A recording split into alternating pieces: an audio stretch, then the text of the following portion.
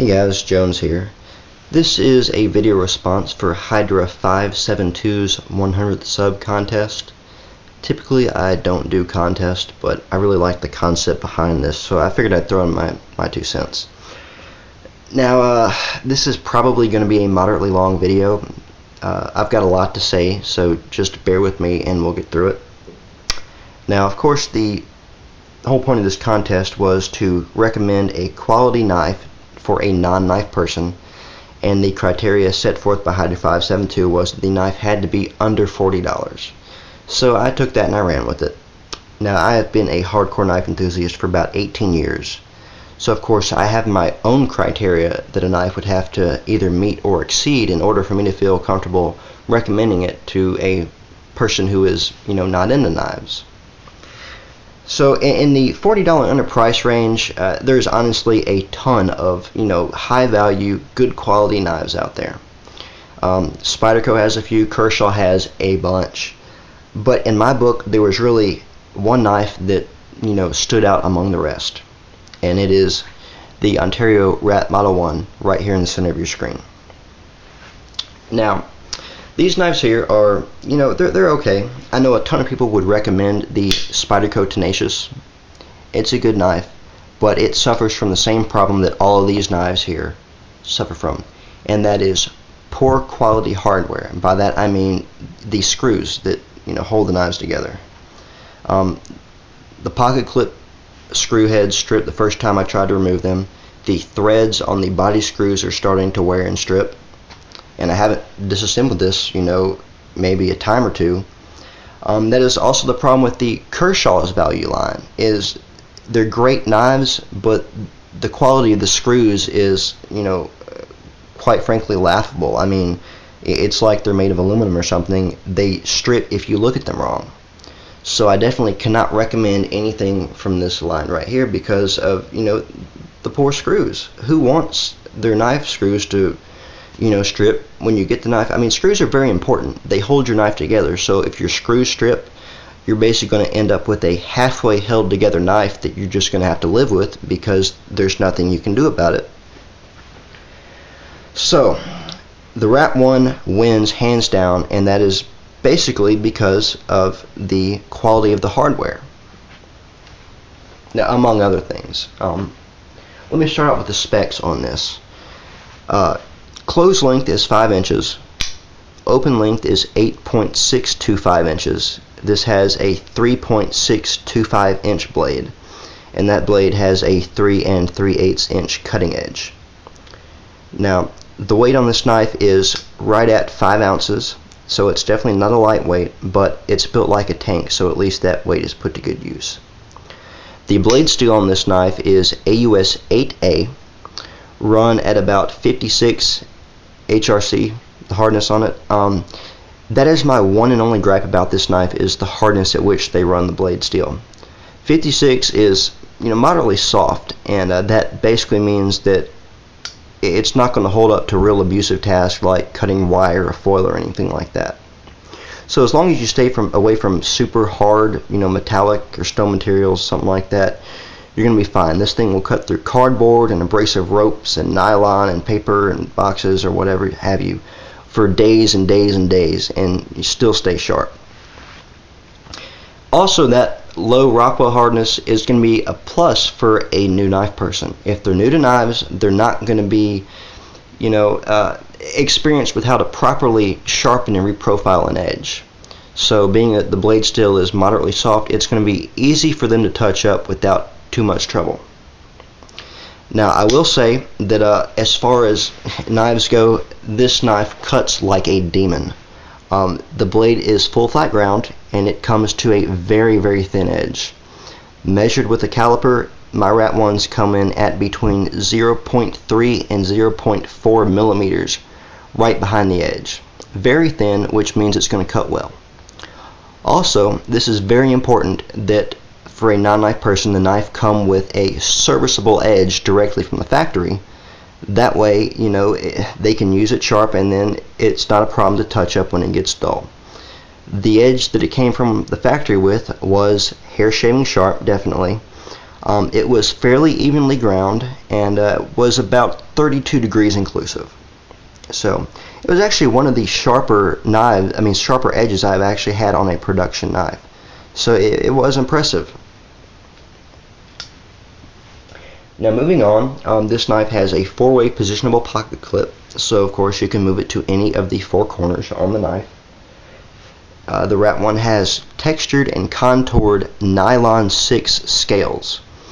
I've heard some people say the scales are G10, others say they're FRN or Zytel. They're not. They're made of nylon 6. Nylon 6 is its own specific polymer, which is incredibly strong and tough, and is also highly resistant to abrasion and chemicals, which is definitely a plus.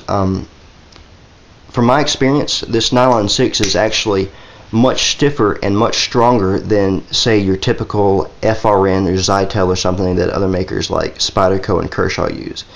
So it's going to make for a stronger knife handle. Now, it isn't highly textured. That's a lot of people's beef with this. Really, with the ergos of the handle, that's not an issue. You don't have a whole lot of traction going this way, but if you start going sideways, as you can hear, there is a good bit of traction. Now, that combined with the pocket clip means that this thing is going to come in and out of your pocket, fairly easily. Pocket clip tension is perfect. It is not going to abrade your pockets, but retention in your pocket is going to be pretty good, so I don't foresee this knife flying out of your pocket or getting lost anywhere. Now, this knife is a liner lock, and it features hardened steel liners. I don't know of many knives in this price range where the manufacturer has actually gone to the time and the expense to actually harden the liners, so that's definitely a plus in the Rat 1. And basically the benefit from this, other than strength, is going to be that since they're hardened, the surface of the liner that contacts your blade tang, your locking surface, since it's much harder, it is going to wear much more slowly, and therefore your knife is going to have a much longer life.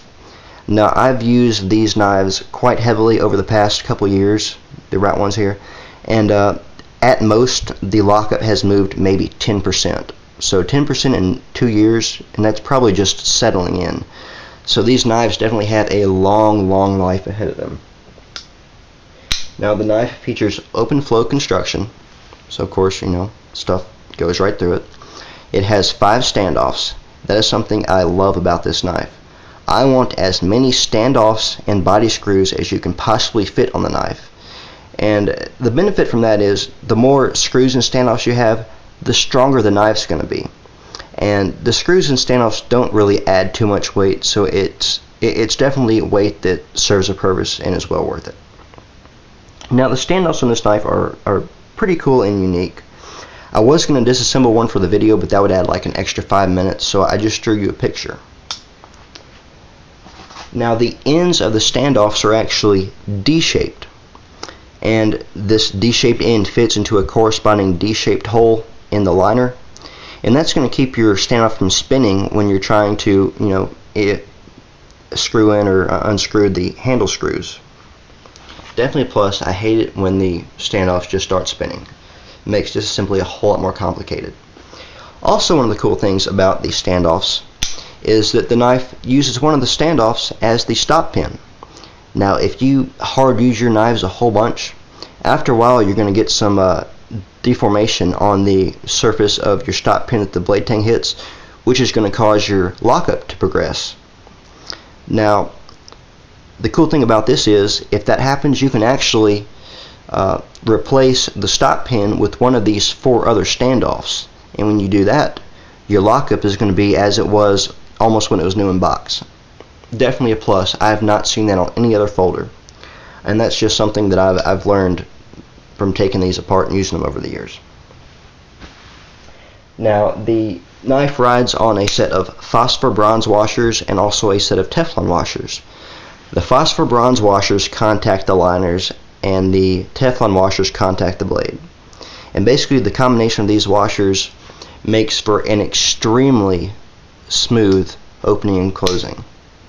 I mean, it almost has a hydraulic feeling to it because it is just so buttery smooth. Now, as you can see, the blades just fall shut when you disengage the liner. And all of mine are like that. Now, many knives can do that, but they can't achieve that without there being some blade play. The Rat one is absolutely rock solid laterally, rock solid vertically. There is no play at all. This thing locks up like a bank vault. In fact, doing some work, I actually took out the pivot, and because of the tight tolerances coupled with the fact that a standoff is very close to the pivot area, my knife actually had no blade play even with the pivot screw out. And that's something that's pretty much unheard of.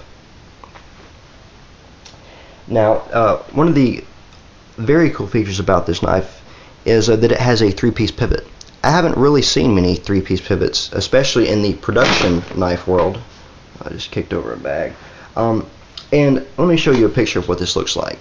Basically, you have a central pivot body, and you have a screw that comes in each side. The screw is going to go through the scale, through the liner, and into the central portion, which means that you can adjust it from either side of the knife as long as one of the sides is completely tight.